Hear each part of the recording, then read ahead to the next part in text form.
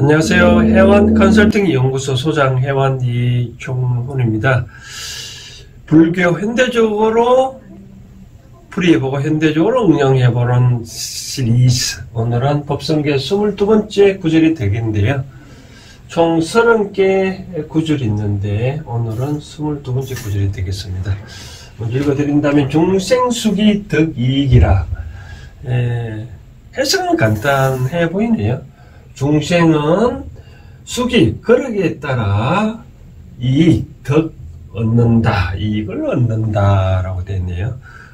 지난번에 21번째 구절이 우보익생, 우가 비가 보배고 이익되고 모든 생명을 키우는, 그런데 이게 우보익생이 어떻게 하다고요? 만허공이다. 허공에 가득 찼다라고 돼.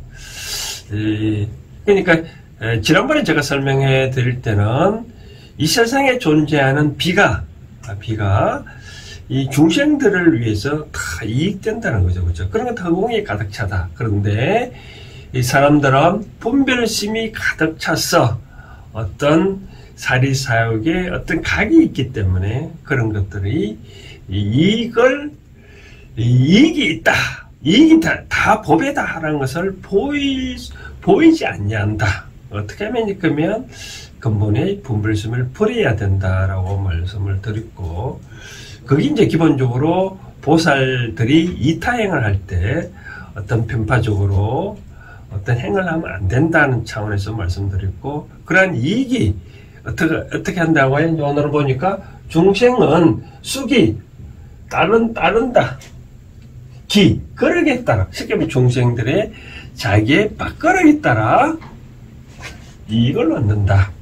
그렇죠. 우리가 밥거리 크게 되면 많은 여러 가지 음식도 받을 수 있고 크겠죠, 그렇죠. 예를 들자면 이런 경우가 있겠죠. 부처님은 이 비를 잘 예를 많이 들은 것 같아요. 법화경에 보면 이런 구절이 있는데, 내가 하는 말은 산에서 하늘에서 내리는 비와 같다라고 얘기를 했거든요. 그래서 이제 비가 내리면 맨 처음에 이제 여러 가지 나무들이, 작은 나무, 큰 나무 있으면 자기의 어떤 밥그릇에, 자기의 그릇에 맞게끔 빗물을 흡수하고 나중에 이제 그 물은 결국 바다로 가는데, 그 물에 받는 나무들은 자기의 근기에 맞게끔, 자기의 그릇에 맞게끔 다 흡수하고 성장을 하잖아요, 그렇죠?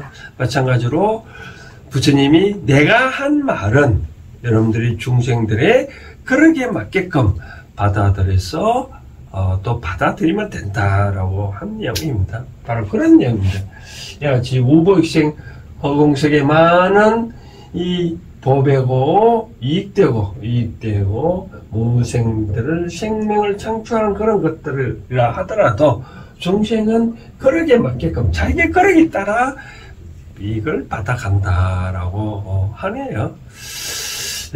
그렇다면 이제 어떻게 되냐면 이거 이타행을 할 때 참고하라는 뜻으로 이름 만들었잖아요, 그렇죠? 쉽게 말하냐면 보살들이 수행할 때 중생들은 다 제각기 그릇에 있기 때문에 거기에 맞춰서 어떤 이익을 챙겨가기 때문에, 또 여러분들이 어떤 이타행을 하더라도 그런 점을 참고를 하라라고 말씀하는 것 같아요.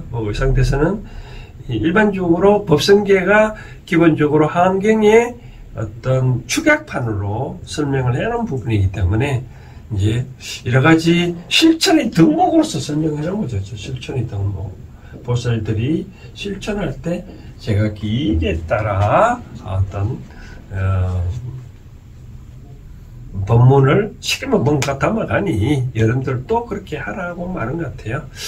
자, 그러면 이제 우리가 생각하는 자에게 발걸음이 다른 말은 우리가 물론 근기라고 얘기를 하기로 하는데, 일반적으로 경기를 할 때 이 기자는 뭘 근거는 근본에 되는 게 있지만 일반적으로 우리가 경기할 때는 뭐 이런 기자거든요. 기운 기자거든. 기운기. 이제 여기서 말하는 요 기하고는 좀 다릅니다. 우리 밥에는 근기가 있냐 없냐라고 할 때 하잖아요, 그렇죠? 뭐 밥을 먹고 나면 여러 기운이 나겠죠, 그렇죠? 사람들의 근기를 할 때는 그러니까 바로 요런 기자를 쓰는 것 같아요. 뭐 근본과 기량을 의미한다라고, 근본의 힘과 기량을 의미한다 할 때 이런 것 같아요. 그래서 저는 이제 이런 식으로 좀 말씀을 드리고 싶네요. 우리가 이 밥그릇 말하는 여러분들이 말하는 근기 이런 것은 변할까요, 안 변할까요? 저는 생각해보면 변한다고 생각하는 것 같아요. 변한다고 생각을 한다. 왜 그러냐면 쉽게 말해서 이 그릇은 형체는 말 그대로 정해져 있지만 이 그릇은 내가 갖고 있는 그릇은 점점 키워나갈 수가 있다는 거죠. 그렇죠?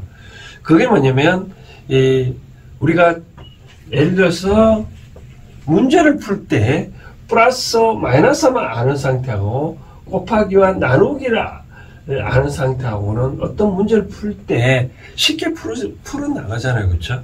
그것처럼 내가 본성에 갖고 있는 그런 근기도 내가 어떤 외부적인 상식이나 지혜감하는 말수록 그러면 점점 더 커갈 수 있다. 커가면 어떻게 될까요? 그럼 모든 것을 다 포용할 수 있겠죠. 그래서 아까 말한 대로 중생들이 이 세상에 존재하는 자기의 분별심에 따라 그것을 이익인지 아닌지 모르니 허공성이 가득 찼지만 자기의 어떤 근기에 맞게끔 담아가는데 이것을 키워올 수 있도록 항상 노력을 해야 된다, 중생들.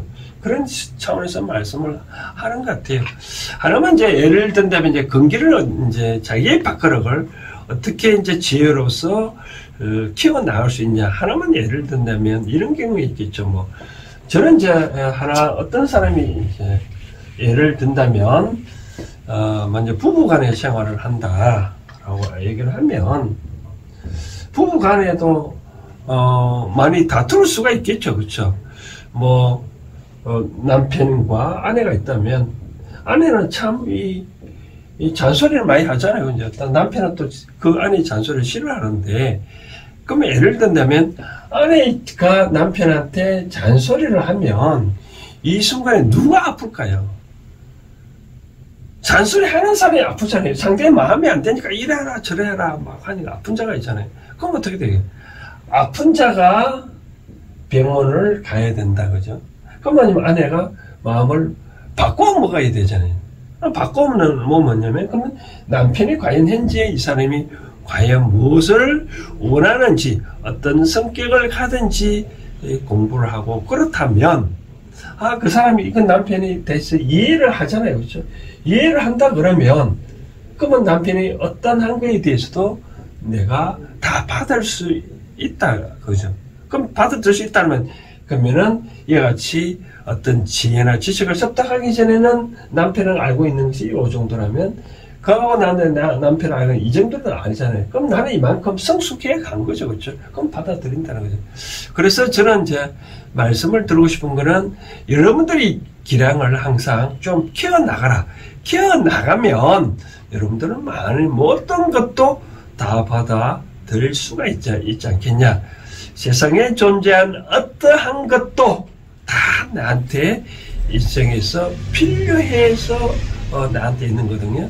그렇게 필요하다고 하는 것은 바로 바로 내 밥그릇이 크다라고 커야만 그런 것들이 내가 내 것을 담을 수가 있지 않겠나라고 생각되어집니다. 그래서 그러면 밥그릇을 키우는 방법은 바로 항상 지식을 습득을 해야 된다. 아니면 지혜를 습득해야 된다.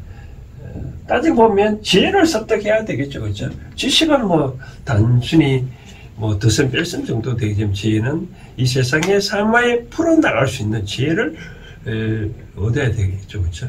지혜를 얻는 방법은 제 유튜브 방송이나 뭐 유명한 불교의 그 스님 말씀이나 뭐 목사님 말씀이나 많이 들으면 그런 것들을 깨달은 사람들의 지혜의 말씀을 자꾸 들어놓으면 그 지혜가 풍부해지면 내 마음이 점점 이제 넓을 수 있지 않겠나라고 생각되어집니다.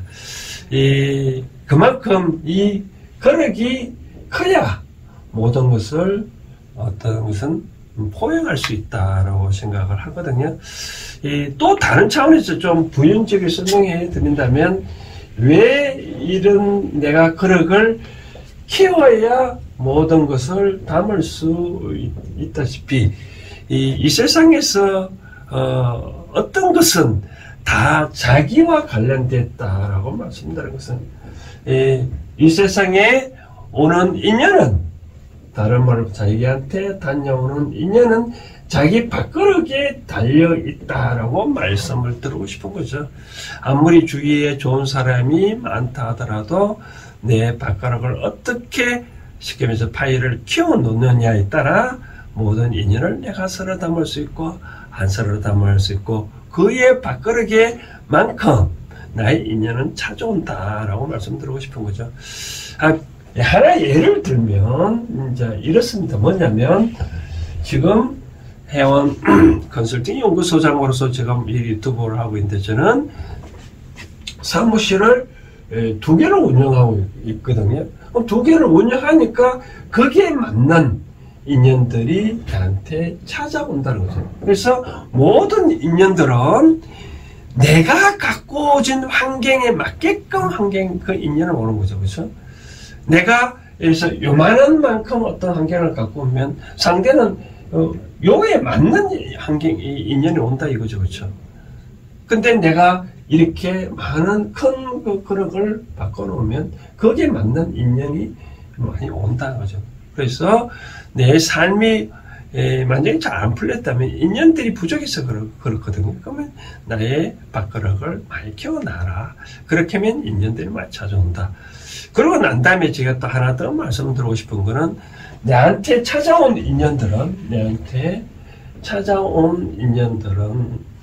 뭐냐라고 말씀드리는 뭐든지 나한테 도움을 바라는 차원에서 찾아오거든요. 인연이 스스로 나한테 도움을 주려고 찾아오는 것은 아닙니다. 뭐든지 나한테 도움을 받으려고 찾아오는 거죠. 그러면 도움을 청하려고 하는 사람, 이 사람한테 뭔가 모르게 내가 도와줘야 돼. 도와줘야 나는 그 사람들한테 어렵지 않지. 나한테 도움을 달라고 청하오는 사람, 그 인연들한테 내가 베풀지 않냐면 그 삶은 내가 어렵다라고 말씀드리고 싶습니다. 그럼 어떻게 도울 건가?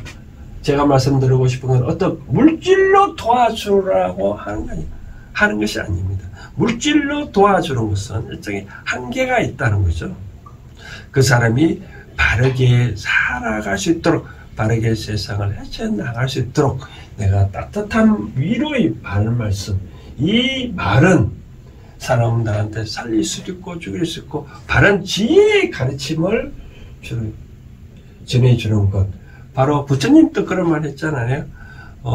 이 세상에서 어떤 산에 칠보로 가득 채워서 보시하는 공덕보다 내가 한 말 중에서 4구개만이라도 수지 독성을 해서 위인 타설, 타인을 위하여 설명해주는 그런 공덕이 더 수승하다, 더 낫다라고 얘기를 하거든요. 그러니까 그 사람의 바른 지혜의 눈을 뜰 수 있게끔 말 한마디 하는 것이 진정으로 그 사람을 돕는 것이지 않을까라고 말씀드리고 싶은 거죠. 바로 그런 차원에서 5년 나한테 찾아오는 인연도 나의 근기, 나의 밥그릇에 따라 달라지니 여러분들은 항상 이 밥그릇, 자기의 근기를 항상 키워나가라 라고 말씀드리고 싶네요. 키워나가는 방법은 다시 정리하자면 이와 같이 이 해온 컨설팅 방송이나 여러 가지 깨달았다고 자칭하는 사람들의 말을 많이 들어놓으면 됩니다. 그렇다고 들어놓는다 해가지고 거기에 얽매이지 말라고 말씀드리고 싶네요. 다 들어보고 나안되면 그거하고 내하고 아니다고 하지 말고 일단은 들어놓고 난 다음에 그것이 나의 이상, 나의 그릇, 나의 밥그릇에 담을 수 없으면 그냥 내버려 두면 됩니다. 거기에 쫓아갈 필요는 없습니다. 세상은 저마다 소질이 있고 저마다 근기가 다 다르기 때문에 어떠한 것도 버릴 수 없지만 자기의 근기에 맞지 않냐면 굳이 그게 얽매일 필요는 없다라고 말씀드리고 싶네요.